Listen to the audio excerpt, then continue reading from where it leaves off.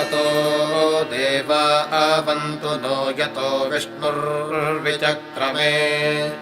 पृथिव्याः सप्तधामाभिः इदम् विष्णुर्विचक्रमे त्रेधा निदधे पदम् समूढमस्य पांसुरे त्रीणि पदा विचक्रमे विष्णुर्गोपादाभ्यः अतो धर्माणि धारयन् विष्णोः कर्माणि पश्यत यतो